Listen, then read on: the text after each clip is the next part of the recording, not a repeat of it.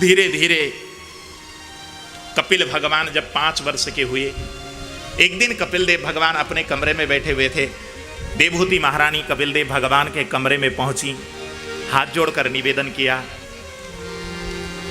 और नीचे जमीन में बैठकर एक प्रश्न पूछा है, भगवान निर्विण्ण वितराम भूमन न सदिन्द्रियतर्षणा येन संभाव्यमानेन प्रपन्नान्धं तम प्रभो। हे प्रभो, आप दीनदयाल हैं। पहले तो स्तुति की, आदिदेव प्रभु दीन दयाल, आदिदेव प्रभु दीन दयाल, जठर धरे मुझे कपिल कृपाला, जठर धरे मुझे कपिल कृपाला, सांख्य शास्त्र जिन प्रगति बखाना, सांख्य शास्त्र जिन प्रगति बखाना, तत्व विचार निपुण भगवान, तत्व विचार निपुण भगवान, आदिदेव प्रभु दीन दयाल, आदिदेव। अनेक प्रकार से जब देवहूति महारानी ने भगवान की स्तुति की और ये जब प्रश्न किया है, भगवान निर्विण्ण नितराम भूमन न सदिन्द्रियतर्षणात् येन संभाव्यमानेन प्रपन्नान्धं तम प्रभो। हे प्रभो, मैं आपके समक्ष प्रपन्न होकर विनय पूर्वक हाथ जोड़कर निवेदन कर रही हूं। देखो अपने बेटे को इस प्रकार विनम्र भाव से देखो, जब भगवान की चर्चा करनी हो, भक्ति के मार्ग पर आगे बढ़ना हो, तो किसी से भी भक्ति का कोई प्रश्न पूछो तो विनम्र भाव से पूछो, तभी वो आपको ब्रह्म ज्ञान प्रदान करेगा, नहीं तो नहीं कर सकता। भगवान श्री कृष्ण ने जब अर्जुन को गीता का उपदेश दिया ना, तब तक टालते रहे जब तक अर्जुन पूरी तरह नहीं बिछा। और जैसे ही अर्जुन भगवान श्री कृष्ण के सामने पूरी तरह शरणागत हुआ और कहा, भगवान शिष्यस्तेहं साधिमां त्वां प्रपन्ना। गुरुदेव, भगवान मैं आपको अपना गुरु मानकर, मैं अपने आपको शिष्य के रूप में प्रस्तुत करके विनम्र भाव से प्रश्न कर रहा हूं गुरुदेव। भगवान कृष्ण को अर्जुन कह रहे हैं कि मैं तो आपके चरण का शरणागत हूं, आप हृदय खोलकर मुझे ज्ञान देने की कृपा करें। जब अर्जुन पूरी तरह से बिछ गया, तब भगवान कृष्ण ने तब जाकर गीता का दिव्य उपदेश दिया है। नहीं तो बहुत शुरुआत में तो टालते रहे, शुरुआत में गीता पढ़ लो, उसमें तो टालते रहे, लेकिन जैसे ही बीच गया तब जाकर दिव्य ज्ञान दिया। देखो अध्यात्म की जो पूंजी होती है ना, ये इतनी आसानी से नहीं मिलती। जब व्यक्ति बिछ जाता है तब जाकर उसको वो ज्ञान प्राप्त होता है। ज्ञान केवल गुरु मुंह से आपको देगा जरूरी नहीं। जब आपकी श्रद्धा जब पूरी तरह से बिछ जाती है तो आपको ज्ञान तभी से प्राप्त हो जाता है, गुरुदेव के शरण में आने के बाद। बिछ गई, हालांकि देवहूति के ये पुत्र के रूप में आए हैं, लेकिन देवहूति पुत्र के रूप में नहीं मानती, भगवान को भगवान के रूप में मान रही है। और उस प्रकार का जब मान दिया, अब तो भगवान गदगद हो गए। मां, आपने ये जो प्रश्न पूछा है, इंद्रिय को तृप्त कैसे किया जाए? मां, इंद्र को तृप्त करने का एक ही मार्ग है, सत्संग के मार्ग में लग जाओ।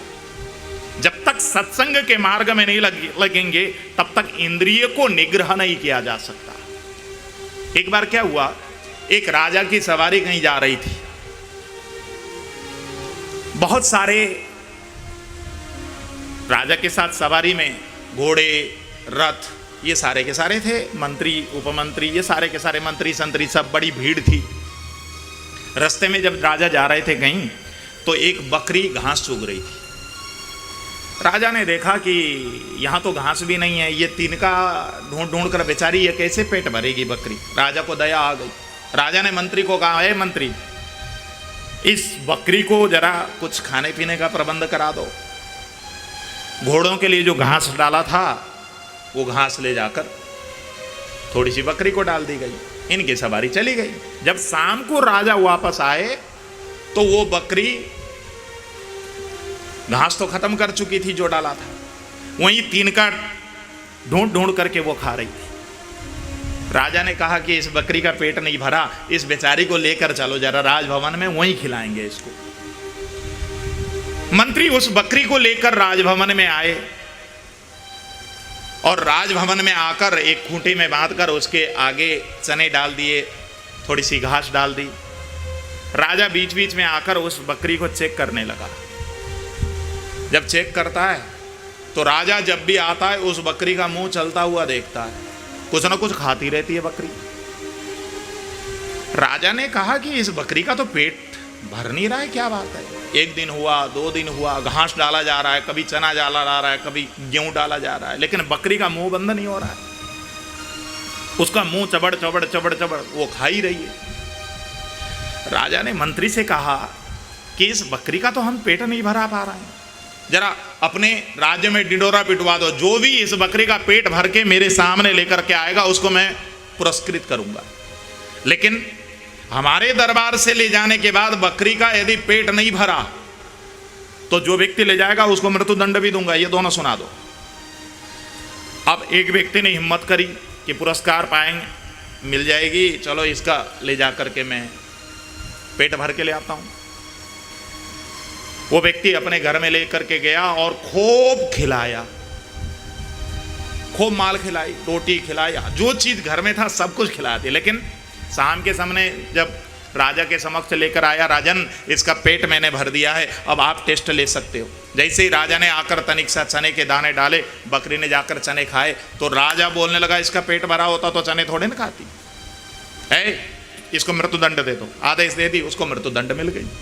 इस प्रकार जब कई लोगों को मृत्युदंड मिला, ये बात किसी संत ने सुन ली। संत गए राजा के पास, राजन इस बकरी का पेट मैं भर के ले आ सकता हूं। अच्छा ठीक है महाराज, ले करके जाओ बकरी। बकरी को लेकर के चले गए। संत ने दिन भर बकरी को एक खूंटे पे बांधा, थोड़ी सी घास डाल दी आगे, थोड़ी सी चने डाल दिए, और जैसे ही मुंह उठाकर बकरी उस घास को और चने को खाने के लिए जैसे ही मुंह उठाती है, तुरंत संत ने हाथ में डंडा लेकर उस बकरी के मुंह पर धड़ाक से मार दिया। अब तो बकरी जब मुंह पर चोट लगी तो बकरी मुंह फेरने लगी। जैसे ही मुंह फेरा, थोड़ी देर बाद जब पीड़ा कम हुई तो बकरी ने फिर खाने के लिए लपका, संत ने फिर से डंडा मार दी। दिन भर वे संत उस बकरी को एक भी दाना चने का खाने नहीं दिए और एक भी तिनका घास का खाने नहीं दिया। दिन भर मारते रहे, दिन भर उसकी ठुकाई की। अब तो बकरी मुंह उठा करके जब देखती है अन्न की ओर, तभी डंडा पड़ने लगा। बकरी ने मुंह फेर लिया। जब बकरी ने मुंह फेरा, संत को लगा कि अब इसका पेट भर गया है, जरा लेकर के जाता हूं राजा के पास। राजा के पास ले जाकर संत ने जैसे ही कहा, महाराज इसकी पेट भर दी है मैंने, अब आप चेक कर सकते हो। राजा ने देखा इसका तो पेट खाली है आज, और दिन तो पेट भरा हुआ होता था, आज तो दिखाई दे रहा है कि पेट में गड्ढे भी पड़े हुए हैं।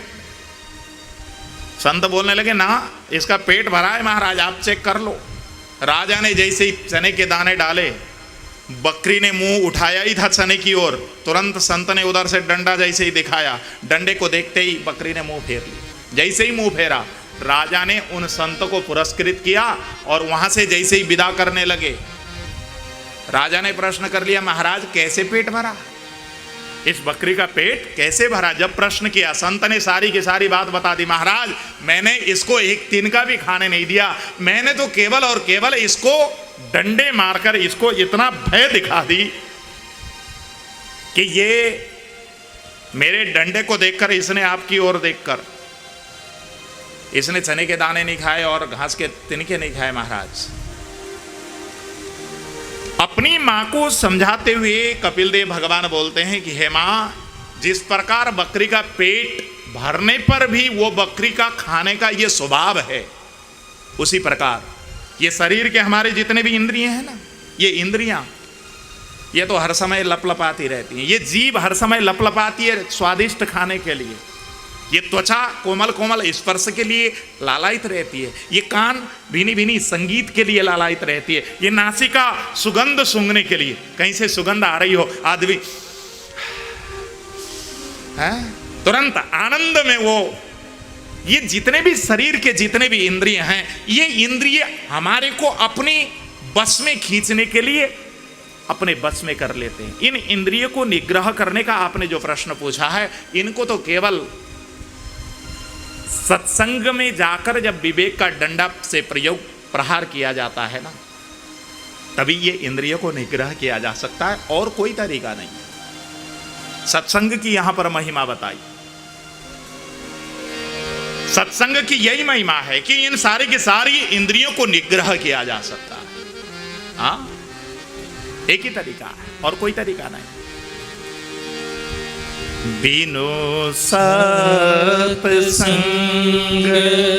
विवेक न होई, बिनु सत्संग